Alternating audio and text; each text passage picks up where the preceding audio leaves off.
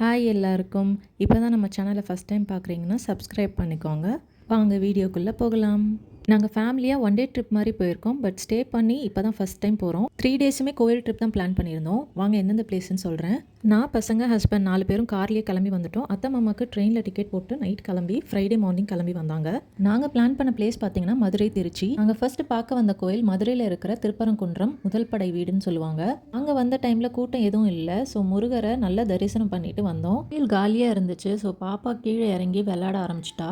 வெயில் கொஞ்சம் அதிகமாக தான் இருந்துச்சு. அதனால் மீனாட்சி அம்மன் கோயிலை ஈவினிங்காக பார்த்துக்கலாம் அப்படின்னு சொல்லிட்டு அழகர் கோயிலுக்கு கிளம்பிட்டோம். முருகன் கோயில் பக்கத்துலேயே கூடல் அழகர் கோயில் இருக்குது. அங்கே தான் கிளம்பி வந்தோம். மார்னிங் 11:30 மேலே ஆனதுனால கோயில் 12 மணி வரைக்கும் தான் இருக்கும். ஸோ அழகர் மட்டும்தான் பார்க்க முடிஞ்சுது. சாமி பார்த்து முடிச்சுட்டு கோயிலையே சுற்றி சுற்றி வந்துட்டு இருந்தோம். ரொம்ப பிரம்மாண்டமாக அழகாக இருந்துச்சு. ஆஃப்டர்நூன் லஞ்ச் முடிச்சுட்டு மீனாட்சி அம்மனை பார்த்துட்டு நைட் ரூமுக்கு வந்தாச்சு.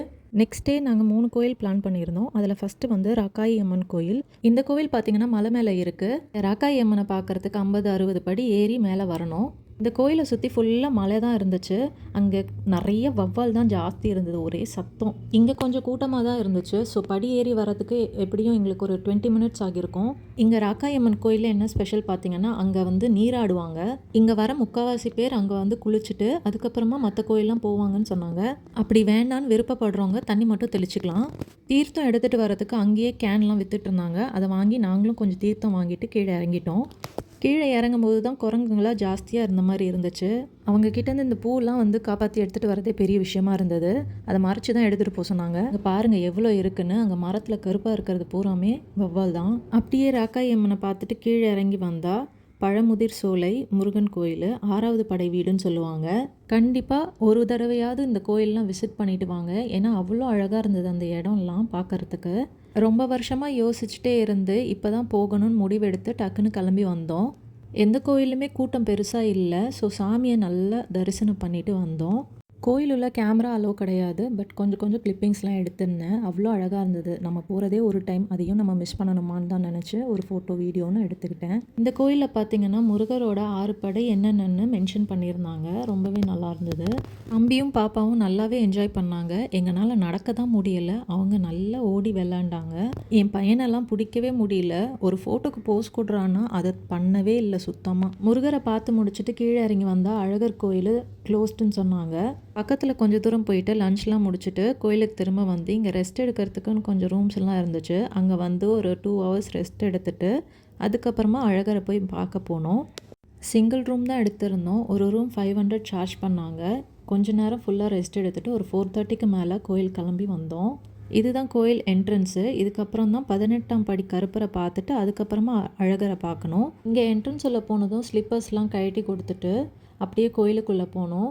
வெயில் இல்லை, ஆனால் தரை நல்லா சூடாக இருந்துச்சு. நடக்கவே முடியல. சாமி பார்க்குறதுக்கு மாலை அர்ச்சனைனா வெளியிலே வாங்கிக்கிட்டோம். அதுக்குள்ளே என் பையன் இடத்தெல்லாம் எக்ஸ்ப்ளோர் பண்ணிகிட்டு இருந்தான். இங்கே கோயில் கொஞ்சம் கூட்டமாக தான் இருந்தது. விரைவு தரிசனம் 10 ரூபா டிக்கெட்டில் தான் உள்ளே போனோம். எல்லாருமே அதில் தான் போனாங்க. ரொம்ப வருஷமாக போகணும்னு நினச்ச கருப்பர் கோயிலை பார்த்து தரிசனம் பண்ணிட்டு வந்தாச்சு. என் பசங்களோட தான் வந்து பார்க்கணுன்னு இருந்திருக்கு. இவரை சந்தோஷமாக பார்த்து கும்பிட்டுட்டு வந்தாச்சு. இந்த கருப்பர் கோயிலுக்கு நிறைய கதை இருக்குது. அழகருக்கு காவலாக இருக்காருன்னு சொல்கிறாங்க. கருப்பருக்கு பொங்கல் வைக்கிறதுக்கு இங்கே தனியாக இடம் கொடுத்துருக்காங்க. வேணுன்றவங்க அங்கே வச்சுக்கலாம். இதுதான் கருப்பரோட ராஜகோபுரம். இந்த 18 படியை இங்கே தான் வச்சு கதவை இங்கே தான் க்ளோஸ் பண்ணி வச்சுருக்காங்க. கோயில் நல்ல பெருசு. அதனால் ரொம்ப நேரம் நடக்கிற மாதிரி இருந்துச்சு. கால் சூடும் தாங்க முடியல. அங்கே ஒயிட் பெயிண்ட்டும் அடிச்சிருந்தாங்க, மேட்டும் போட்டிருந்தாங்க. பட் அதெல்லாம் வந்து சரியே வரலை. அழகரையும் நல்லா தரிசனம் பண்ணிட்டு வந்தோம். வெளியில் வரும்போதே கோயிலோட ஃபுல் மினியேச்சர் ரெடி பண்ணி வச்சுருந்தாங்க. பார்க்கவே ரொம்ப அழகாக இருந்தது. இதில் தான் வந்து கிளியராக தெரிஞ்சது எது எங்கே இருக்குது எப்படி இருக்குன்னு. என் பாப்பா அவளோட வேலையை கரெக்டாக பார்க்க ஆரம்பிச்சிட்டா. தூங்கி எழுந்தா கொஞ்ச நேரம் விளையாடி நடந்து ஓட ஆரம்பிச்சிட்டா.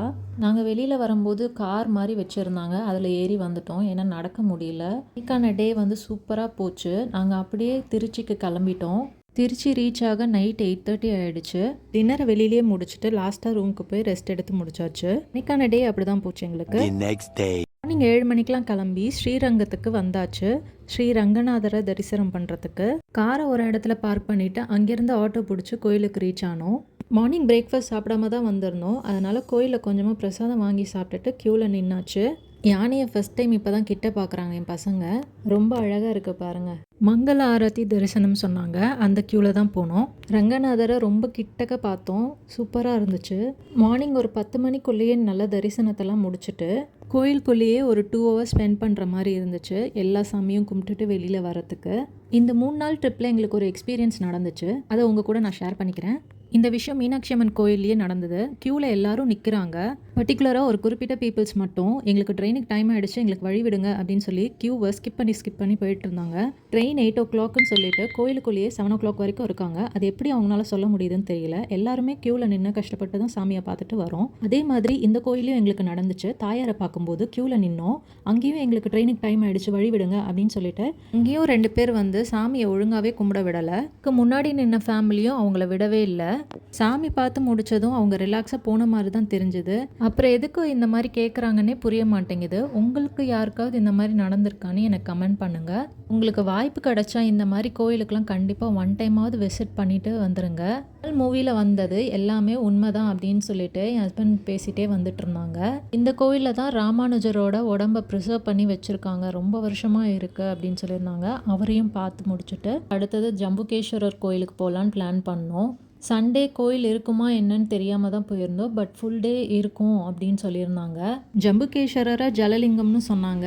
இந்த கோவிலில் கொஞ்சம் கீழே இறங்கி போய் தான் சாமியை பார்க்குற மாதிரி இருந்துச்சு. கோவில் நல்ல பிரம்மாண்டமாக பெருசாக இருந்துச்சு. கோவில் விசிட்லாம் முடிச்சுட்டு அதுக்கப்புறம் தான் லஞ்சு சாப்பிட போனோம். அத்தை மாமாவுக்கு திருச்சியிலேருந்து ட்ரெயின் புக் பண்ணியாச்சு. நாங்கள் 4 மணிக்கு மேலே ஊருக்கு கிளம்பிட்டோம். சென்னைக்கு வர வழியில் லைட்டாக மழை பெஞ்சது. அப்படியே என்ஜாய் பண்ணிகிட்டே சென்னை ரீச் ஆயாச்சு. உங்களுக்கு இந்த வீடியோ பிடிச்சிருந்ததுன்னா கண்டிப்பாக ஒரு லைக் கொடுத்துக்கோங்க, பேஜை ஃபாலோ பண்ணிக்கோங்க. தேங்க்ஸ் ஃபார் வாட்சிங்.